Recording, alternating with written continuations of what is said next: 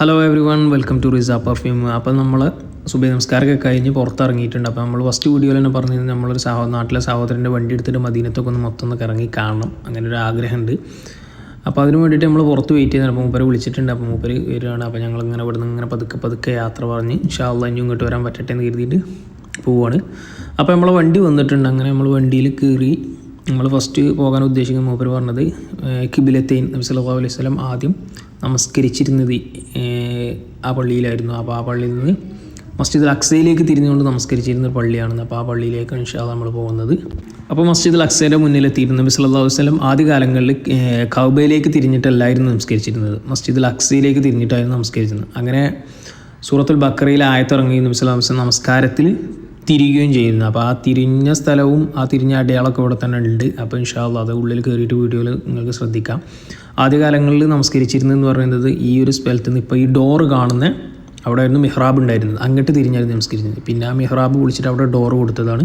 ഇതിന് തൊട്ട് ഈ ഡോറിന് നേരെ മുകളിലേക്ക് ഞാൻ ആ വീഡിയോ നിങ്ങൾക്ക് സൂം ചെയ്ത് കാണിച്ചു തരാം.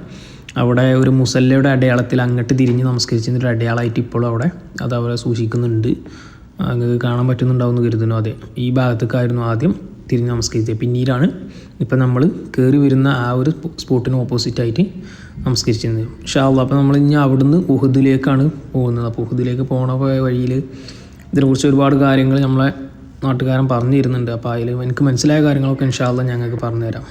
ഇസ്ലാമിലെ ഏറെ വേദനിപ്പിച്ചൊരു യുദ്ധമാണ് ഉഹദ് യുദ്ധം. നബി സല്ലല്ലാഹു അലൈഹി വസല്ലമയുടെ വാക്കുകളെ എതിർത്തുകൊണ്ട് സഹാബത്തിന് സംഭവിച്ചു പോയ ഒരു തോൽവിയാണ് ശരിക്കും ഉഹദ് എന്ന് പറയുന്നത്. അപ്പോൾ ഞാൻ ഇതിൻ്റെ മുന്നത്തെ വീഡിയോയിൽ തന്നെ ഉഹദിനെ കുറിച്ചൊക്കെ ഞാൻ പറഞ്ഞിട്ടുണ്ട്. അപ്പം ഇപ്പം നിങ്ങൾക്ക് കാണുന്നുണ്ടാവുന്ന കരുതുന്നത് അതാണ് ഉഹദ് മല. ഉഹദ് മല ഇതിൻ്റെ അടുത്ത് ഉഹദ് മലയിലേക്ക് കയറാൻ ശ്രമിക്കുന്നുണ്ട് ഞങ്ങൾ. ഉഹദ് മല ഇൻഷാ അല്ലാഹ് കയറാൻ പറ്റുമെന്നുള്ള പ്രതീക്ഷയിൽ തന്നെയാണ് പോകുന്നത്. അപ്പം അതുപോലെ നബി സല്ലല്ലാഹു അലൈഹി വസല്ലം ഉഹദിൻ്റെ സമയത്ത് യുദ്ധം വളരെയധികം നീണ്ടുപോവുകയും ളുഹറും അസറും ജമ്മായിക്കൊണ്ട് നമസ്കരിക്കുന്ന സ്ഥലം അതൊക്കെ ഇതിൽ ഉൾപ്പെടുത്താൻ മാക്സിമം ശ്രമിക്കും. ഉഹദിൻ്റെ ഒരു ചെറിയൊരു പ്രവേശിയിലേക്ക് പ്രവേശിക്കാനുള്ള പെർമിഷൻ നമുക്ക് കിട്ടിയിട്ടുണ്ട്. അപ്പോൾ ഞങ്ങൾ നബി സല്ലല്ലാഹു അലൈഹി വസല്ലം നമസ്കരിച്ചിരുന്ന സ്ഥലം, നബി സല്ലല്ലാഹു അലൈഹി വസല്ലം ജിബ്രീൽ വഹി കൊടുത്തിരുന്ന സ്ഥലം, ഈ ഉഹദിൻ്റെ പ്രദേശത്ത് വെച്ചിട്ട് വഹി കൊടുത്തിരുന്നു.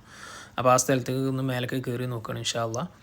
അപ്പോൾ നബി സല്ലല്ലാഹു അലൈഹി വസല്ലം ഇവിടെയായിരുന്നു, ഇപ്പം നിങ്ങൾക്ക് കാണാവുന്നതാണെന്ന് തോന്നുന്നു.